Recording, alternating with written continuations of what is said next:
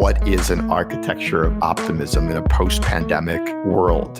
It's architecture not for the sake of architecture. It's not to glorify form, but to express its purpose in every aspect of the design. Hi, everyone. I'm Amy Devers, and this is Clever. Today, I'm talking to Jordan Goldstein, an award-winning architect who is currently the head of global design and innovation for Gensler. He's led the design and project delivery of renowned commercial projects in the U.S. and abroad, including Beijing's CP Towers, China's Duke Kunshan University campus, and Washington, D.C.'s Yards waterfront neighborhood. Additionally, he's an educator and sought-after spokesperson on the future of design, both domestically and globally. But what makes this conversation so fascinating is his interdisciplinary approach and his focus on how architecture can elevate the human experience. Let's hear from Jordan.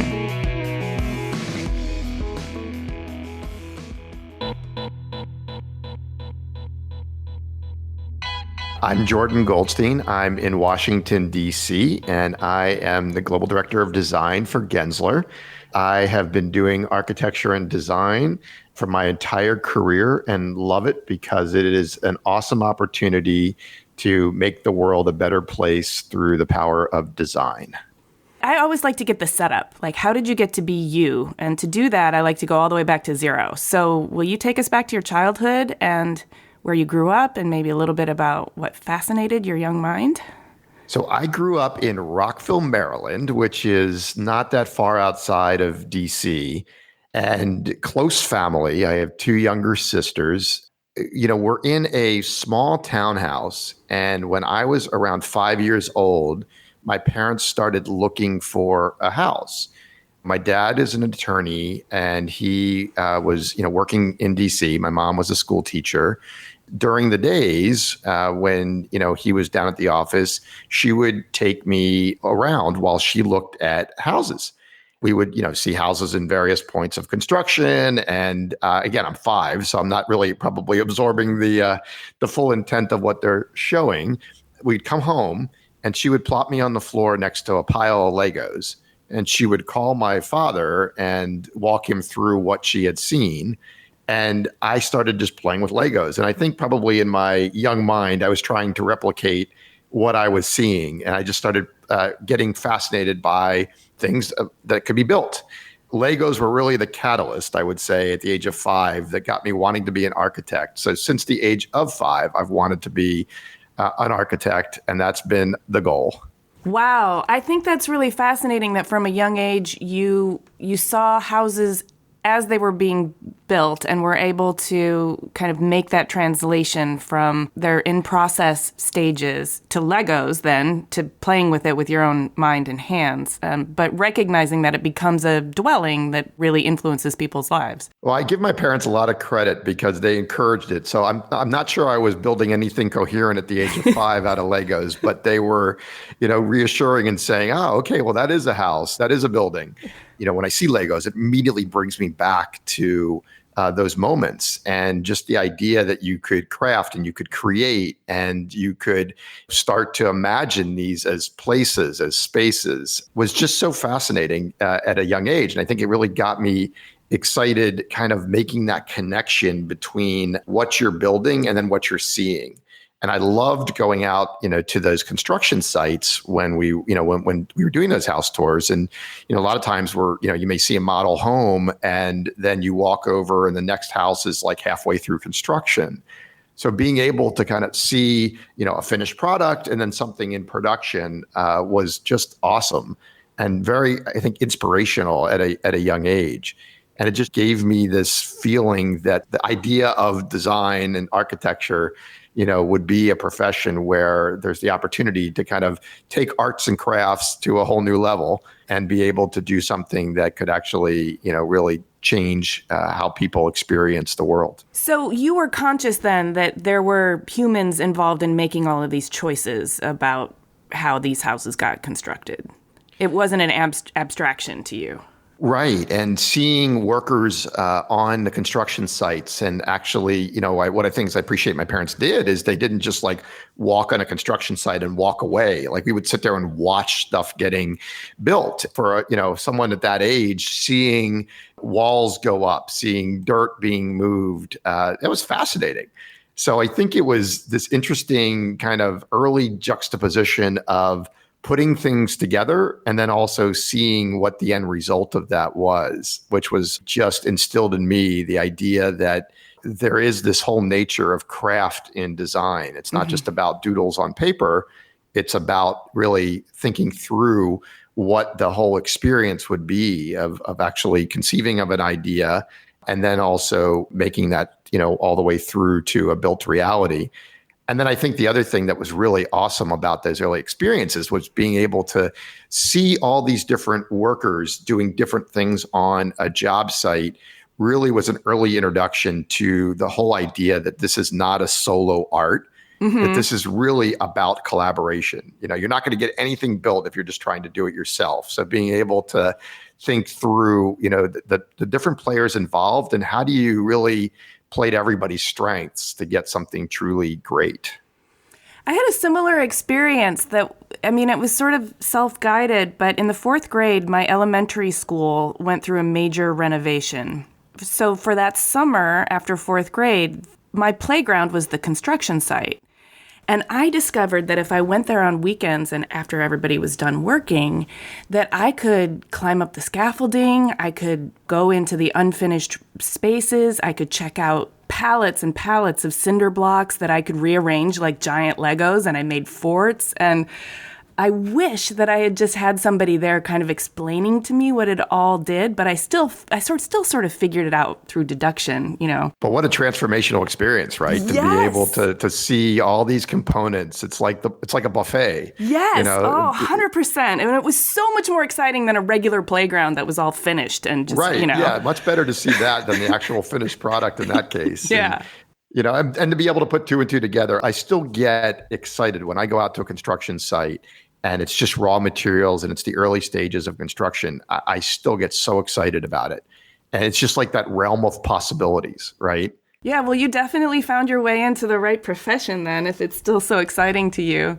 What did this translate to in your teenage years? I mean, you sort of knew you wanted to be an architect from a young age. It sounds like you didn't have to do like growing pains in that area, but I'm sure you weren't spared all the awkwardness. Right, no growing pains in that area. I guess the funny thing, I guess, for me was it felt like once I knew what I wanted to do, then it was like, what's the quickest path from A to B? And, and how do I make sure I'm prepared for that path? So aside from all the normal stuff of teenage years of hanging with friends and, obviously going to school and trips with friends or family, I did a lot of drawing, and it wasn't like sketching, like, taking a pencil and a sketchbook and going out and like sketching landscape and so forth. It was kind of hardcore drawing. I'm not sure I really at that time knew what sketching was. It was more about, taking rulers, taking, triangles and the other accoutrements of the profession that my parents exposed me to, and just sitting down and drawing house plans, floor plans, like late nights drawing tons of plans. And whether it was small homes or large homes or big buildings or small, but it didn't really matter. And it was just a lot of late nights drawing. I forget that rule of like 10,000, right? If you keep doing something over and over again, you get so familiar with it. So what I realized was that was really good training in seeing space as you draw it. So like rather than it's just lines on paper, just really truly trying to extrude those lines and imagine those as 3D realities. Wow. Yeah, heavy for a teenager. Well, I mean, I'm fascinated because I'm trying to work my way into your mind there, because this is you imagining space that doesn't exist and putting lines to it, right? This isn't you sort of redrawing spaces that you've seen. This is you designing and putting lines to it. Right. And I have this distinct memory of one day my grandmother, who also was, the whole family really encouraged it, which was great, taking me to an architect's office with the drawings that I had been doing. Again, I'm a teenager, so these aren't really, I wouldn't call them very proficient drawings, and sitting down with an architect and saying, here's what he's doing, and what do you do? Help explain what you do to him. And then what do you think of these drawings?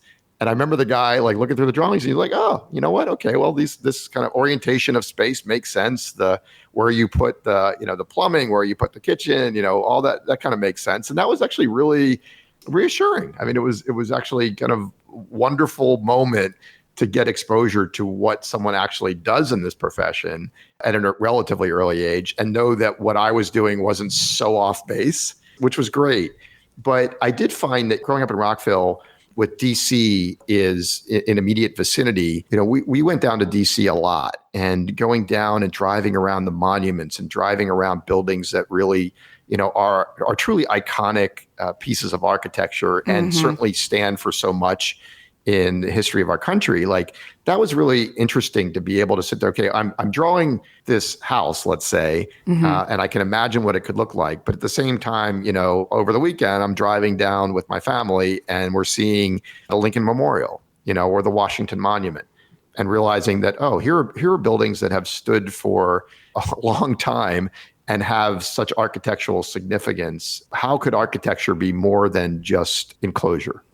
Yes, because you're getting a sense of the symbolism and sculptural and cultural meaning that architecture can represent, in addition to its, shelter properties. Absolutely. And then also realizing that, okay, well, this is one particular society's view of iconic architecture. What does the rest of the world look like? Right. Oh my gosh. Your brain must have been so hungry for exploration. Exploding. And largely our travel as a family had been really domestic. So, we did family road trips to different parts of the country. My parents were really big on trying to expose us to different aspects of the country, just the national parks and history and so forth, which was certainly amazing. But I also really whet my appetite to what's the rest of the world look like? And it wasn't until I got into college that I had some opportunities to kind of open that window and look at a much more holistic picture of how different communities look at architecture. Well, I'm glad you said that, because that's exactly what I want to know is how did you do that exploration and what were the college years like for you? You already knew you were going to study architecture from 5. So it was probably a matter of just picking your schools and then figuring out how to get out to see the rest of the world.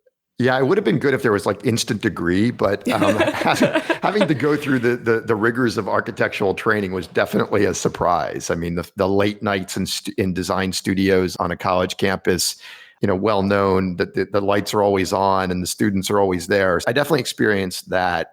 But I went to University of Maryland for undergraduate, which was an amazing deep dive in what I would call the tectonics of architecture, like how things get built. It was also a great just overall college experience because there was a mix of a liberal education mixed with hardcore architecture. So, I found that I was really interested in literature and creative writing. So I got a minor in literature. What I realized, though, that doing all this exploration meant that when I got to the end of my undergraduate time, I was actually short some credits and I needed to finish off a couple classes to graduate. And that would have to be over the summer. I had 2 choices. I could either take those classes in College Park, Maryland, which is where University of Maryland is based, or travel and I could take them abroad. So there was an opportunity to take them in Italy. So definitely check that box, right? I'm going to Italy. So I went to Italy. I'd never been to Europe, which was awesome. So basically I finished off my University of Maryland education by going to Rome with other students and being based in Rome where the classroom was the city. Wow. There was no classroom. So every day we were out looking at buildings, drawing, sketching, understanding history, understanding how culture interacts with history, and with the built environment. It was a fascinating, eye-opening experience. And at the same time, it was also finishing the credits I needed to get a degree, right? But it showed me something that got me interested in global architecture and design, which was I was seeing a particular point of view. I was seeing Western architecture still. And the amazing architecture of Rome and how it has endured for centuries and eons and so forth.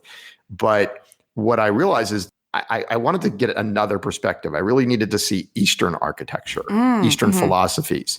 So I chose University of Pennsylvania for grad school for two reasons. One, at the time, they were the only university in the US offering a Japan program. Two is they also were really getting into digital explorations of design. Oh, okay. That was kind of at the advent of digital technology coming into architecture. So, mid 90s, great time to go there. So I found that was like a full scale immersion in digital design. And what does it mean to like explore the 3D implications of your design ideas and understand that design intent, well before any hammer was, put to nail. When you say the implications, do you mean things like wind and casting shadows and... Yeah, all those things through renderings and animations and 3D models of buildings, digital 3D models of buildings. Okay. And that was new to me. Mm-hmm. And it was also really largely new to the profession at that time. This is still the age of like big clunky machines and printers that are the size of rooms. Mm-hmm, mm-hmm. So seeing that and experiencing that was really interesting because it's like you're okay. Well, all right. Well, instead of drawing the line on paper where the paper may be, let's say it's 20 inches by 30 inches, and that's my parameters. I'm drawing in digital space, and there are no parameters. Like I could keep drawing that line forever, right? Right. So that was like mind blowing. And then in the middle of all that, I went to Japan, and they had this really awesome program where you would be studying with a Japanese master in Japan. And it wasn't just going and like exploring buildings. It was literally going and learning about traditional Japanese construction and traditional Japanese architecture. Oh, and wow. Traveling around the country with this Japanese master and appreciating it from his eyes, which was such a profound change from the experiences in Rome. Yeah, because the philosophies are so different, but also being able to travel with the master and get his particular perspective on how the success or lack of success of certain types of execution must have been really informative. And seeing buildings that were, built 1,000+ years ago that had no nails and, were all done with beautiful craftsmanship, and yet they still stand. One of the things I really loved about his way of teaching was if you're going to go around the country and experience these places, you actually need to stay in these spaces. So what he would do is like when we would go and look at Shinto temples, mm-hmm. we would actually stay in the temple. We would stay overnight on tatami mats on the floor. That's so beautiful. Wake up when the Buddhist monks were like doing their chants, and like you're really experiencing the space. Yeah. Oh, how important that must have been to your development. I mean, because buildings are so theoretical until they're not. Right, exactly. And then they're real and you're like, wow. Yeah. Yeah. So to be able to really experience all these different types of spaces, well, that just adds to your sort of toolkit and repertoire for how certain things and materials go together to create environments. It does. And there was one final kind of blast, I would call it, from the college experiences, which is when I returned from Japan back to Philadelphia. My mind was like totally reeling from these different experiences, mm-hmm. within a relatively short period, seeing, and being immersed in Western architecture and then being immersed in Eastern, philosophies and design, vocabulary. Then like, what do you do? I did an internship at an architect's office in Philly. And one day that architect came in and he announced aloud into the office, who's really good at model building? And he like looks over at me and he's like, you can build good models. I need you to go to Zuni, New Mexico, and stay on the Zuni Native American reservation and work with the tribe to build a model of their ancient pueblo, such that they can use that model as a teaching tool to help the next generation understand how to maintain it and keep it something that lasts for centuries. Oh, wow. What an honor. It was so cool. Wow. And literally the first day I got out there, I didn't know what to expect. And I get onto the reservation, meet some members of the tribe, and they come in and they're like, "Are you ready for dancing?" And I'm like, what do they mean? Dancing? I didn't know I'd be dancing. And they're like, "It's been a drought. And I'm like, oh my gosh, they mean rain dances. And Zuni is a closed reservation. So it was an honor to be on the grounds. And it was an even more of an honor to be brought into their Pueblo kind of main square and watch these traditional rain dances and see this architecture in, the way it was meant to be used, which was, again, a mind-blowing experience right on the heels of coming back from Asia.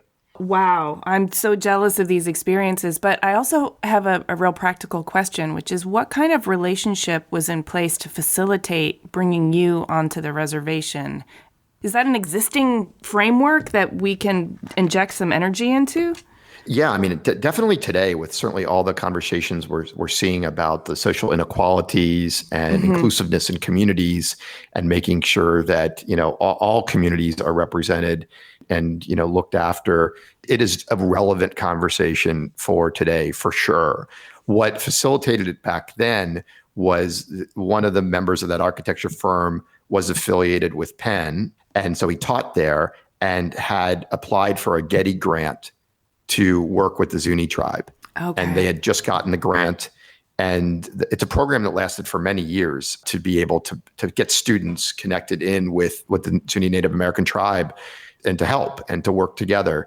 And what was, I think, really interesting then, and I think there's so much learning that can happen through these collaborations, is, now sustainability is such an important term, and resilience in our global environment. But here's a Native American tribe that is, really understanding what it means to use materials that are of the earth, and seeing that, and that their Pueblo is built out of materials that are literally brought forth from the ground right there, was a really early, your comment about toolkit is so right on. It was a really interesting kind of tool to add to the toolkit about how do we look at, the environments we're in, the sites we're looking at, and recognizing that there's potentially materials right there to build with that can better those communities. Wow, what a formative experience. And would you say do you feel good about the model that you were able to build for a teaching tool? Do you feel good about your contribution there? I think it was pretty good. Aesthetics are certainly in the eye of the beholder, right? So yes. I guess, in my opinion, for a college student, it was a good model. And the good thing was, what ended up happening is when I finished working there, someone else came in to pick up where I left off, and they were able to just keep going. So, good.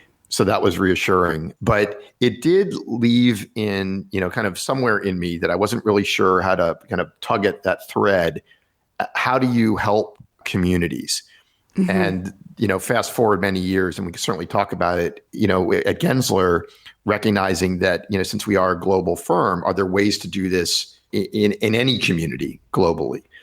And that led to a conversation with some folks in Thailand that brought us into the slums of Bangkok, really working with residents there in the field to understand how to appreciate their communities in different ways and how to make their lives better in those communities. And that was 7-8 years ago. So that connection between the mid-90s and a latter part of my career, the threads were sewn at an early age to be able to recognize that there are these needs, and, to be, for me to then be at a place like Gensler where we're able to do that, to work with communities, to work with people wherever they are in more of a borderless environment, to help try to better their worlds through design.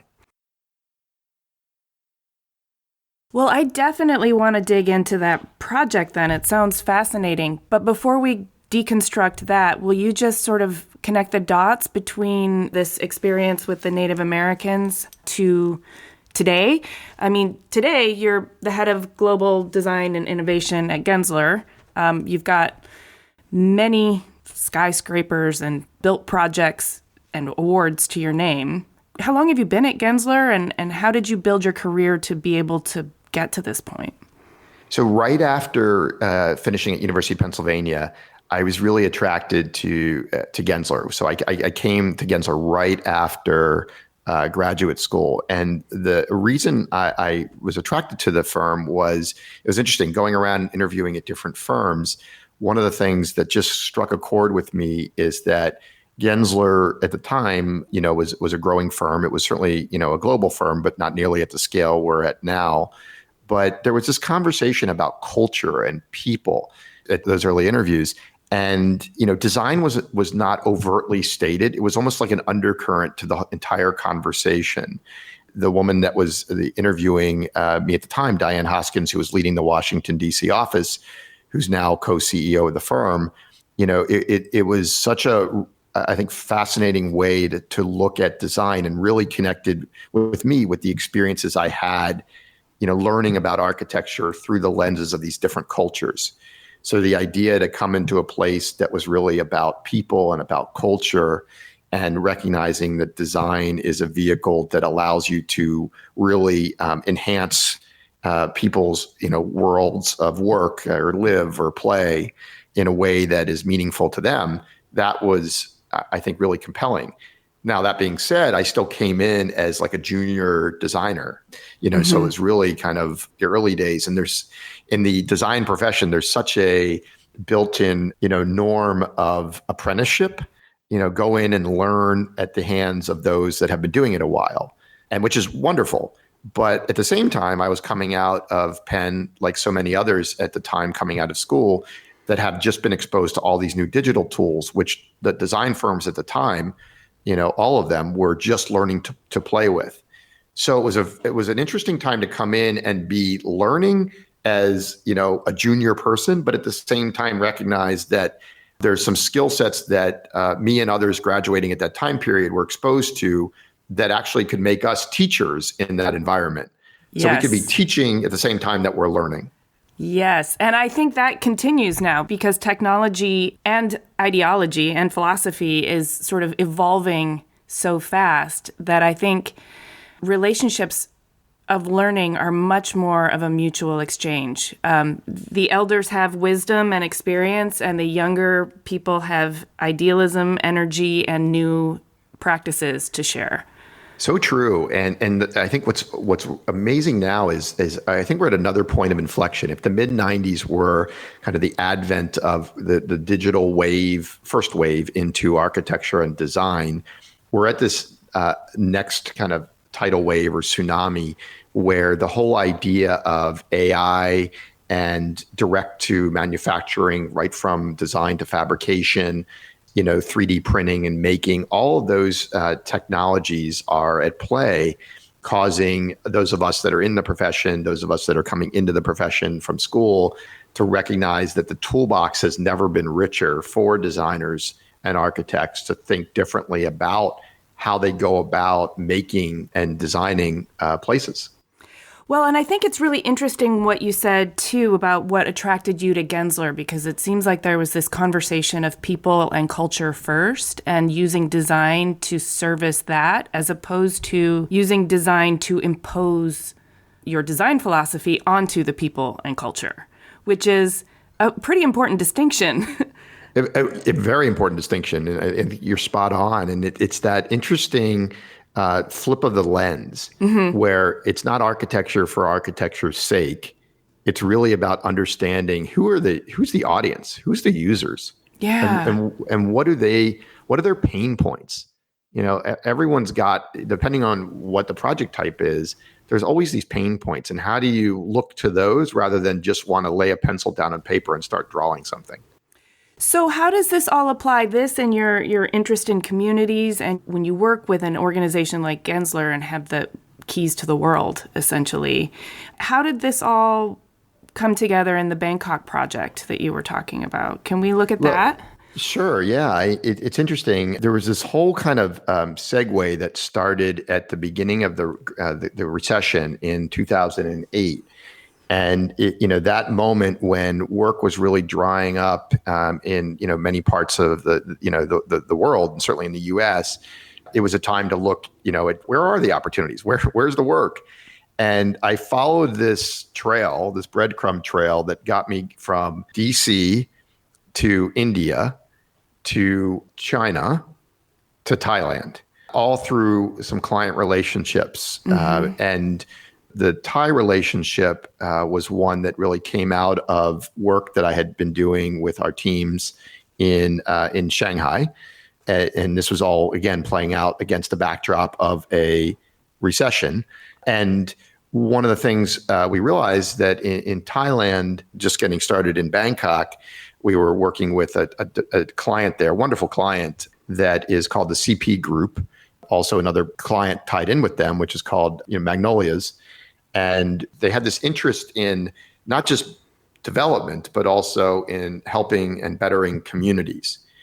So one of the things I started talking about with them at the time was there's an opportunity to continue to do development, but at the same time, is there a way that we can actually tie it all together, growing the next generation of architects and designers? And maybe we can actually bridge the gap between cultures and actually blend students from different parts of the world together on a common problem. And so we stitched together students from the U.S. and students from two different universities in the U.S., two different universities in Thailand, and they worked together in the field with us.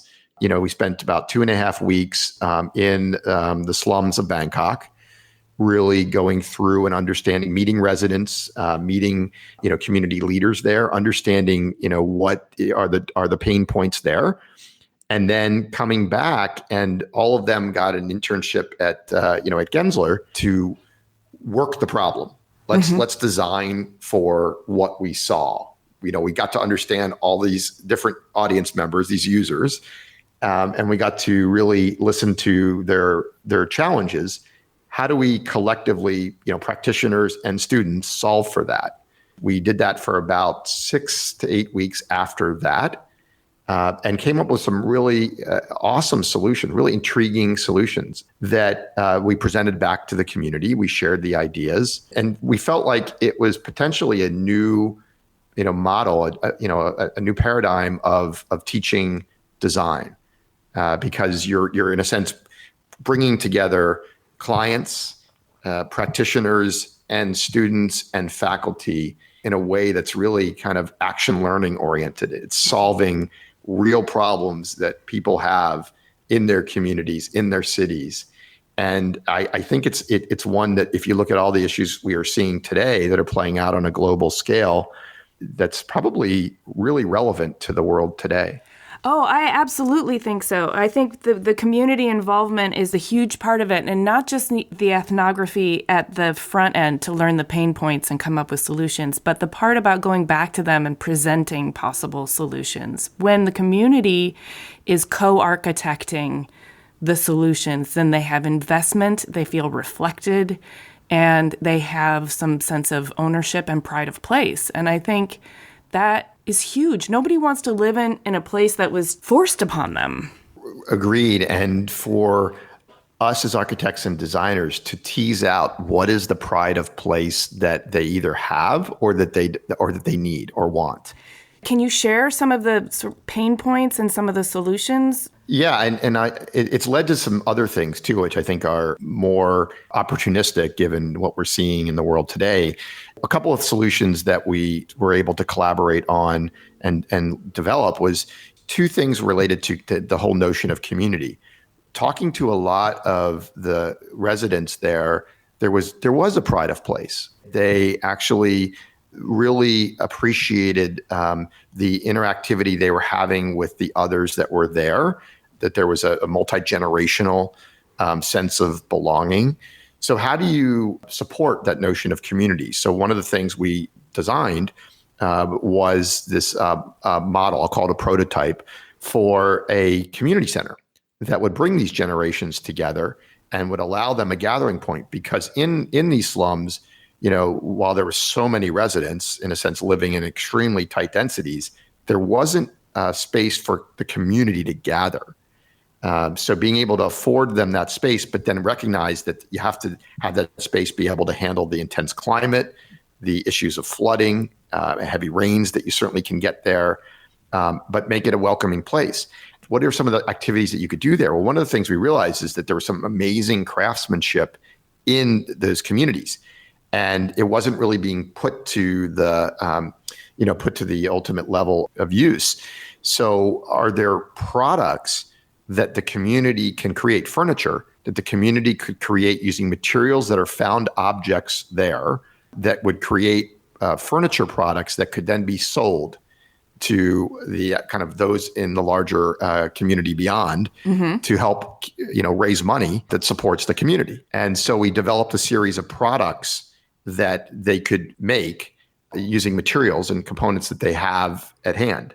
So whether that's tables or benches or chairs that were very, easily made by the craftsmen that were there, that these are things that could be, commercialized or that they could be utilizing and getting revenue for their community.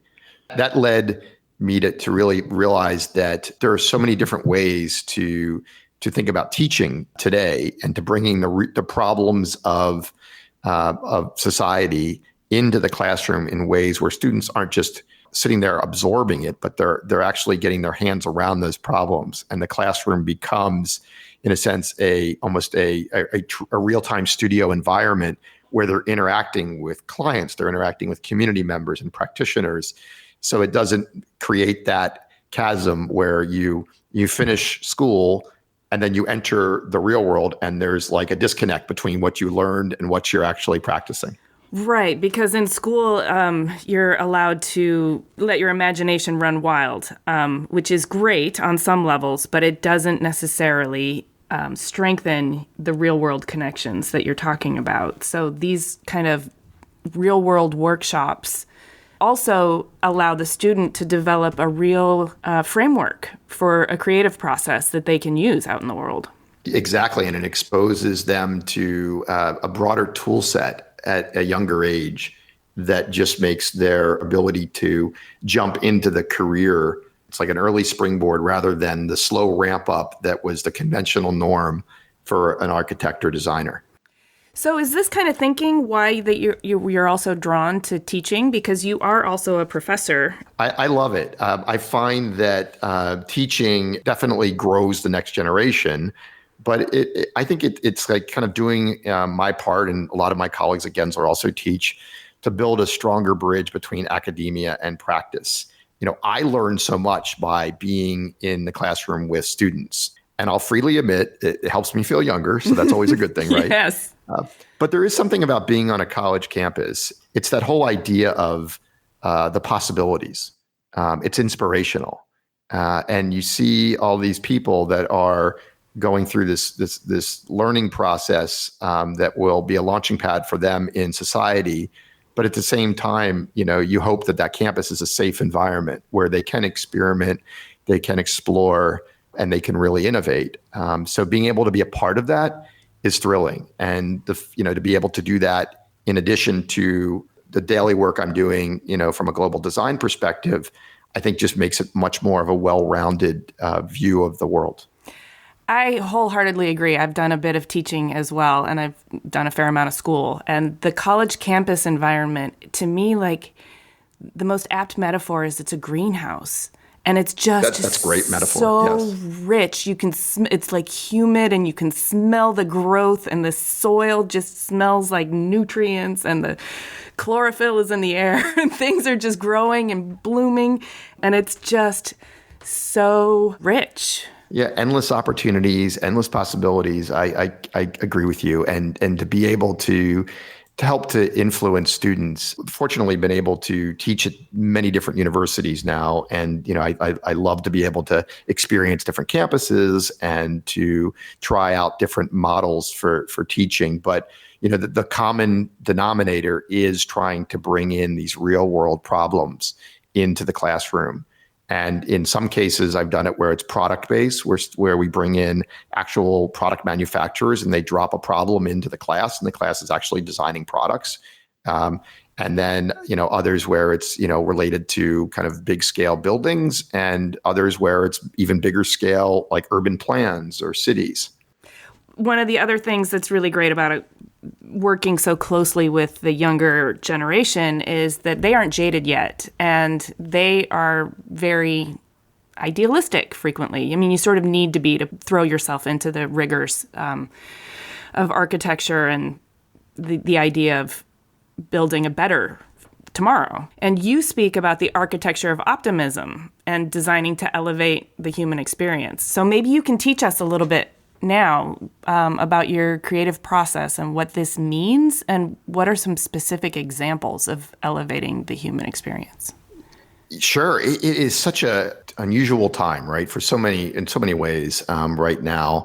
And I think we see this for me and my colleagues at Gensler, not just, in the US, but we have, we're global. So we're looking at this, in all these different cultures and all these different societies, recognizing that there's this confluence of challenges as we think about people re-engaging with their communities, post-pandemic. Against this backdrop, we certainly have, the pandemic itself. We have economic distress. We have social inequality. We have civic unrest. All of that leads, me to believe that this is a moment to think about an architecture of optimism.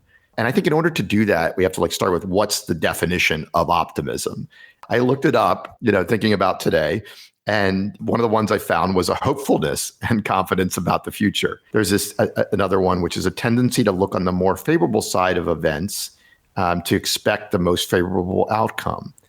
And then two more that I thought were good were a belief that good ultimately predominates over evil in the world, and a belief that goodness pervades reality. If we take those as the baseline definitions of optimism, What is an architecture of optimism in a post-pandemic world?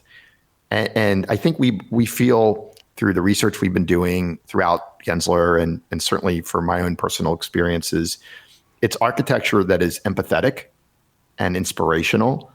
It's causing you to appreciate the places and spaces that you're in.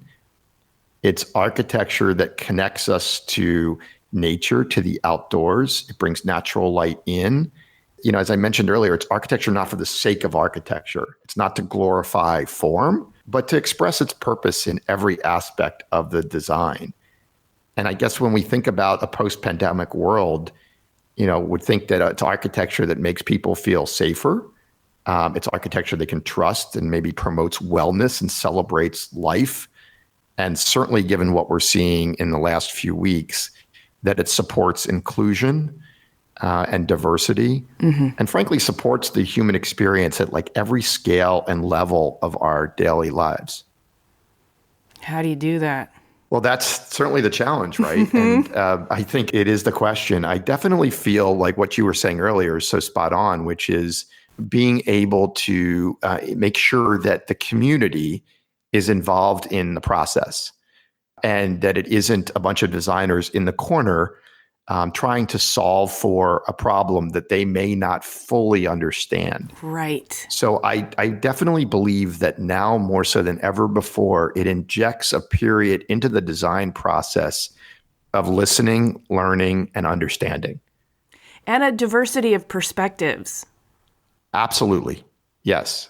And that's part of listening, learning, and understanding. But I mean, that it almost needs to be spelled out so explicitly, because as you learned when you put the U.S. students with the Thai students, I'm sure there was tons of cultural information that got transmitted there that you never would have had access to when you're just trying to understand it from an anthropological perspective. Yeah, and your comment about anthropological is so spot on. And I remember in one of my early studio experiences, growing and building a studio at Gensler, I've always believed in an interdisciplinary approach to design. It's kind of what attracted me to so many different moves in my journey, that being able to have a studio that's filled with different skill sets was really key, so that, you have a cultural anthropologist at the table, you have architects, interior designers, industrial designers, graphic designers, web designers, all around the table. And then you bring the community in, right? So that you now have a design that's made richer by the voices of many rather than being owned by any one voice. So interdisciplinary always has made a lot of sense to me. And I've also just personally really reacted not favorably to being pigeonholed or siloed. Right. Yeah. I agree with you there. It makes me so itchy and uncomfortable and just frankly mad.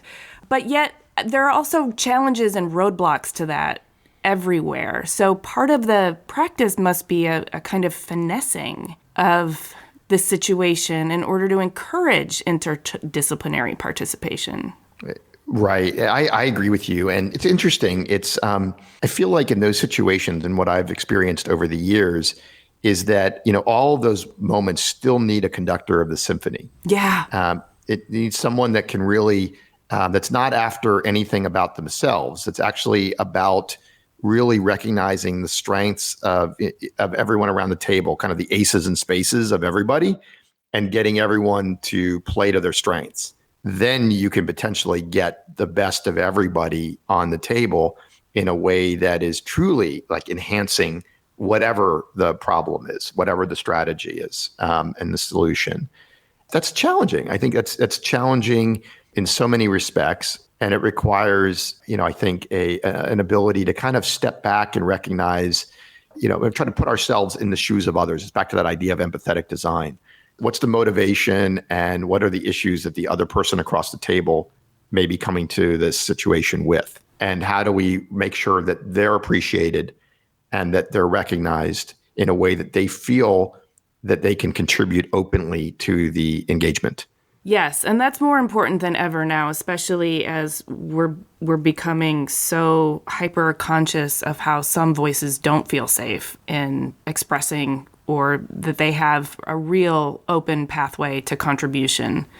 Right, and I'm with you, and so many, there's so much pain points that we're seeing exposed, over these last few months in so many different ways that it just shows that the architects and designers today really have to recognize the sensitivities that are there, that are just inherent, that need to be appreciated in order to kind of get to the opportunities for design. Agreed. And I also think that it's such an amazing opportunity because all these pain points are being laid bare and are starting to be sort of understood by the general public in a more visceral and more graphic way. It puts a lot more pressure on and responsibility on the people who are shaping the world and the built world for tomorrow to really, really address these sort of cancers in our society and design for more. You talked about designing for well-being, and you've also talked about for creating more resilient communities. And I think society depends on it. Otherwise, we will collapse. Yeah, and I think that it says that this may be one of the most pivotal moments in design in history, in a way that we look at all these issues and that there's this amazing opportunity with this convergence of technology that we've never really seen before into design, recognizing the issues that are at play in our communities at large, that we really have this moment to think about how we are shaping the future of our cities and our communities, and to do so in ways that could really enhance and elevate the experience for those that are living in those cities or those that move to those cities in ways that we never have before. So just to kind of add some more detail to that idea, can you give us some examples or some ideas that you're toying with? For us, we've been looking at it, pre-pandemic, we were looking at, how do we approach the future of cities with a resilient mindset? How do we bring this kind of what we've been calling our global, cities climate challenge to the table, which is really challenging every project, every, client that we're working with, every community that we engage with, to think about sustainability at a totally different level. With the onset of the pandemic, we started to weave in thinking about how do we make it more about global wellness, where it's actually trying to make the world healthier and better for all of us, right? Not just a better planet, but a better place to live in, that we're truly enhancing and elevating the experiences for all. And then you add in the other experiences with the economy, you add in the social inequalities that have been laid bare and the civic unrest. And it really is an opportunity to, think very differently about, what does it mean to have a town square? A plaza? What does it mean to, have, mixed use? And what does that mixed use equation really want to dial itself to, recognizing everything we've been experiencing, over the last couple of months? What it's allowed us to do is look at some of these problems with, I think, a really fresh perspective with our clients. So there's been mixed use projects that we've been looking at, in some of our communities that start to think about how do we actually create places for community to gather? Mm-hmm. How do we, in a safe and healthy manner, how do we create buildings that actually, for those mixed use components that have wellness woven into them? So they are healthy buildings. They are buildings that actually recognize that where they are in the climate, in a sense that they can have, potentially breathable skins. We did a tower in Pittsburgh for PNC that is when it was built a few years ago, it was the greenest building in North America. And it had a breathable skin to it, such that it had tied into technology that recognized that when it was good weather days, mm-hmm. that the skin literally opened up and there's natural ventilation flowing through the building. So imagine that workplace environment, versus say a sealed one, mm-hmm. And being able to have that opportunity to have that fresh air and be able to feel like you're in a healthier building is important. But I think it goes further. It can actually then transcend to the overall program. Mm-hmm. So whether it's the retail and the food and beverage experiences, whether it's the hospitality experiences that are in that mixed use equation, all of those can be looked at through these different lenses in a way that they become, much more about plugins to cities that actually help better the context, not just the immediate block that they're in. I can feel that when I'm in a building, I'm sensitive to space anyway. I'm a designer and I think about space like that. But when I'm in a building and I can feel that I'm part of a working system, that feels better to me. Not just a block of concrete that's supposed to sort of dominate nature and create boundaries, but a building that sort of works as part of the larger ecosystem. I know there's a skyscraper that you designed that has, instead of a spire, it has an inverted cone at the top to collect rainwater. Right, Shanghai Tower. Yes, yeah. We did this tower in downtown Shanghai, or in Pudong, which is it was basically like the skyscraper garden of Shanghai. And you're right, it has an inverted cone at the top that harvests rainwater that's used for irrigation of some of the interior gardens of the building. It also has wind turbines built into the top of the building as well that helps offset some of the power needs for the building. It's actually like a vertical city. If you took multiple city blocks and kind of turned them from horizontal to vertical, that's, like a concept in Shanghai Tower. And similarly, if we stay in China for a second, there's a project I did with our teams in actually a similar moment, in a sense. It was amidst of the global economic crisis that began in 2008. And it's for Duke University. And it's called Duke Qinshan University. And it's a new university outside of Shanghai.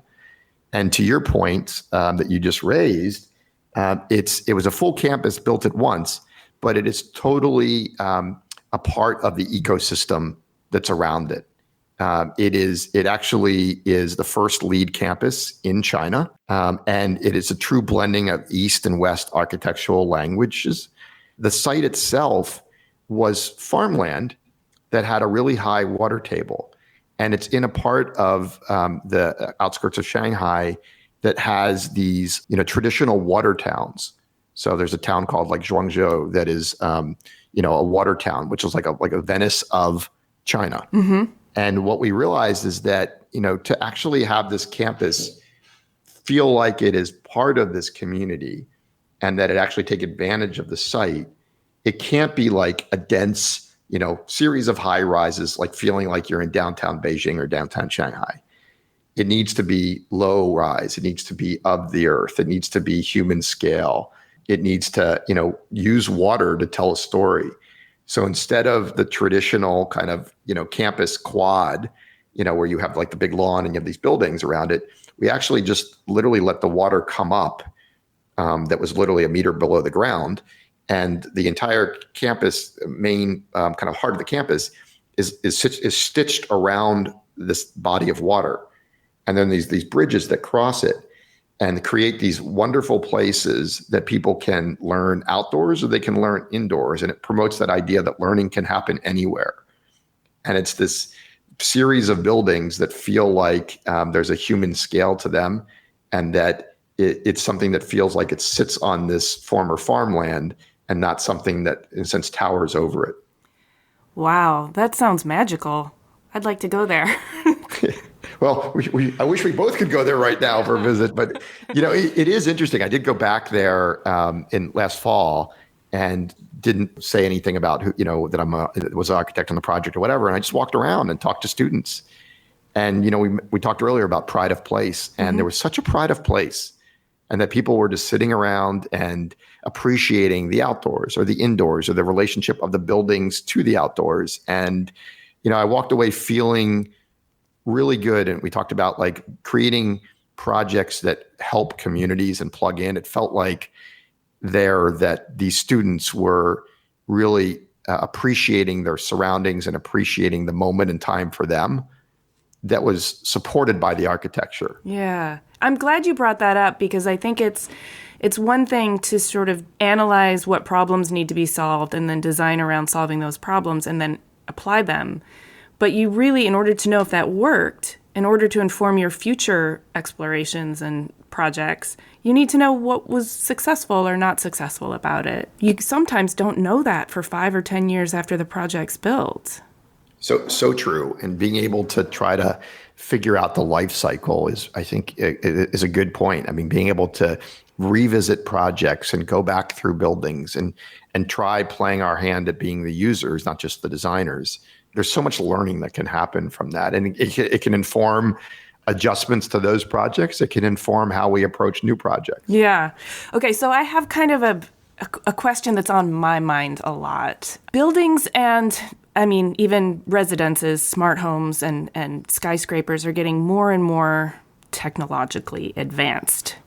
And there are some technological advancements that pose obvious benefits, but also can be problematic.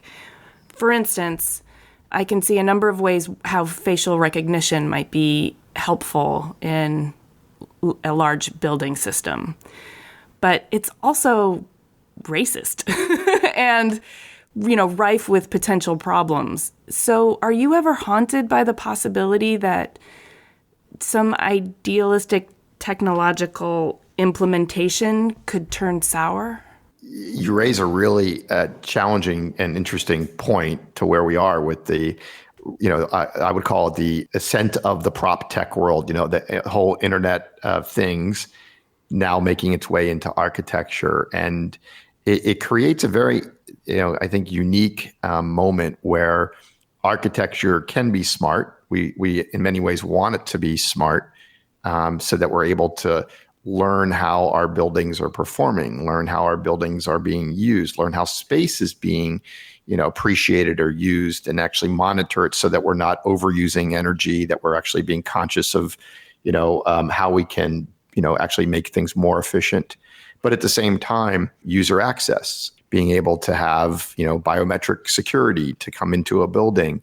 You're right. There are definitely the pros and cons of that. And it raises the question of like how much opt-in should be, brought into the equation. Mm-hmm. I know for me, I went back to our office a couple of weeks ago just to pick up some things, and recognizing the whole pandemic, I was thinking about how many surfaces I was touching to go from my car to, into the building, through the lobby up to the floors that we're on. And I'm like, wow, there are ways to do this touchless.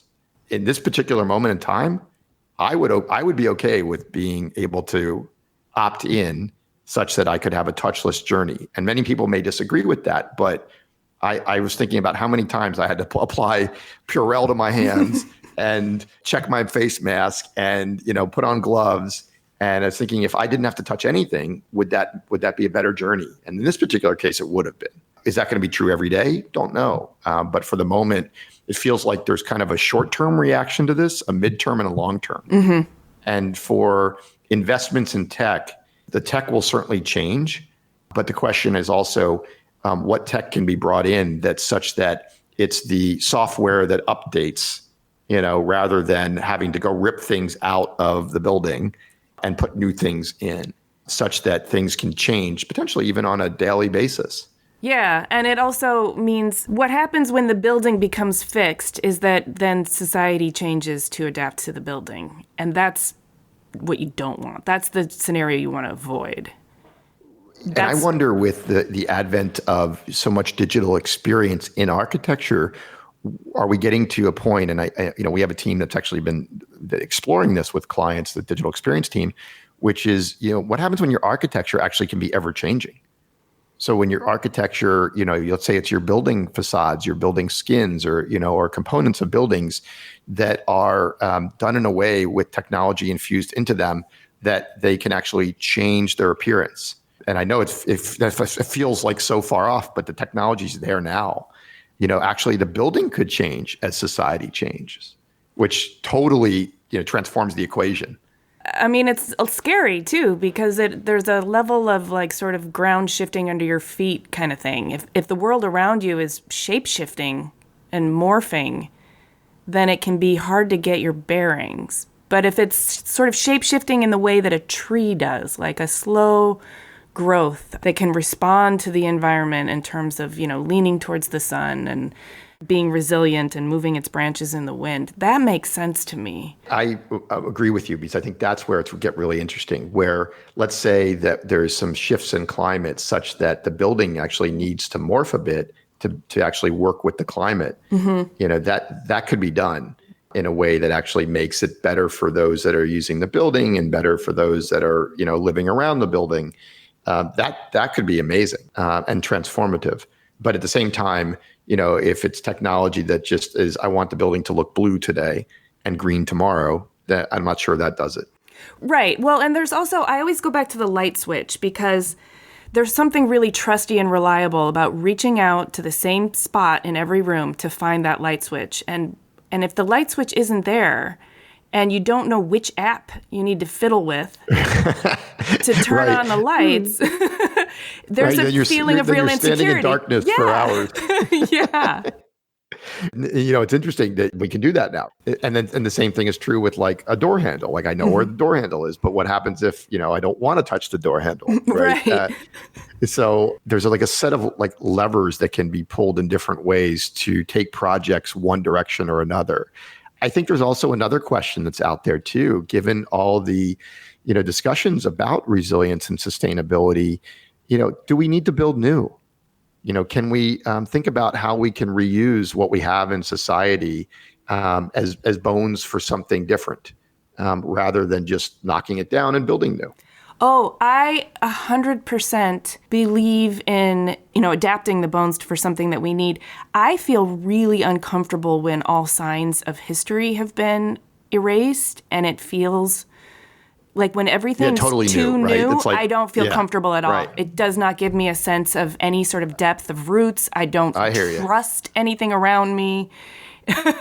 And I don't know which corporate levers were in charge of this. It feels so clean that you don't know, something just doesn't feel right. I need history. And that's one of the magical things about your trip to Rome, right? DC, while chock full of monuments and symbolism that represent the American journey, it's young compared to Rome. And when you can go and experience that level of cultural depth, I think you have much more of a connection to humanity than when everything's being sort of erased and rebuilt around you. I agree with you. And, we, living and growing up in DC, I remember there was a part of DC that, I really didn't know about. And, DC is really a two-river town, but I grew up thinking it was a one-river town because I really didn't understand, about this other side of the city. And through some opportunities, there was, this site that used to be part of the Navy Yard that was making battleships during World War II. After World War II finished, the Navy kind of, contracted back to a smaller footprint, and it left this part of the city where, again, didn't know about it, but there came a time that, it was an opportunity to think differently about, the growth of neighborhoods in the city. And this area it's called the Yards. It's a new neighborhood in DC, and it's been written about a lot now. But it revitalized a waterfront. It brought attention to a part of town that definitely needed it. And it reused a lot of old buildings in a way that kind of gave new life to these old bones. And they're amazing spaces. And then certainly there's sprinkling in of new buildings. But it's that, like you said, it's that rich tapestry now of old and new together, on the banks of a waterway that, people didn't really understand and couldn't appreciate. And now it's all kind of coming together in a way that says that, community can happen here. It doesn't all have to be new. Yes. I mean, and the High Line is a great example of that. Absolutely. As well. Yeah. And I think the story of the High Line is so much richer and so much more important to the city, knowing what it was to begin with. Right. And I agree with you. And the beauty of the High Line is that now it's this connected thread that feels like it was always a part of the city. Yeah. It's like you can't imagine the city without it. Right. Okay. So I've got one last question that is important. We haven't talked about you personally too much, but I know you're a father of 2 daughters. I am. And I'm sure they have all the Legos they could dream of having. They are amazing daughters. My older daughter does not want to be a designer, which is great. She wants to be an actress. Okay. So she's going to Northwestern University in the fall. So very excited for her, proud of what she's doing. And our younger daughter wants to be an interior designer, which I'm also really excited about for different reasons, right? Yeah. But I guess I hope that when they're through with their education, that they emerge in a world that truly appreciates all voices equally, so that whether it's the 2 of them or others, that they can be equal parts contributor to society, and that their voices are heard loud and clear, just like everybody else's. Well, and it sounds like you're doing your part to build a society that does allow for equal valuation of all voices.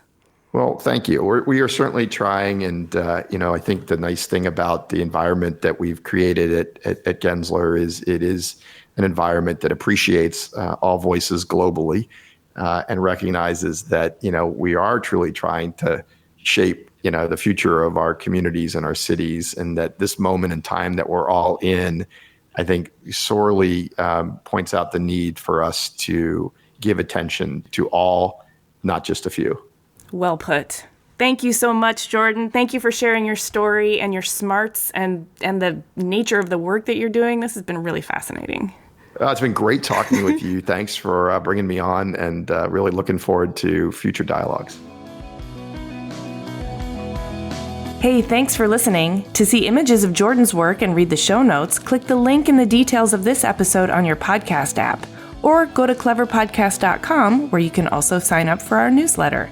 Subscribe to Clever on Apple Podcasts or Spotify or wherever you get your podcasts. And if you would, please do us a favor and rate and review. It really does help a lot.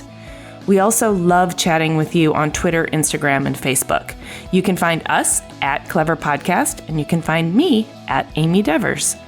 Clever is produced by 2VDE Media, with editing by Rich Straffolino, production assistance from Laura Jaramillo, and music by El1011.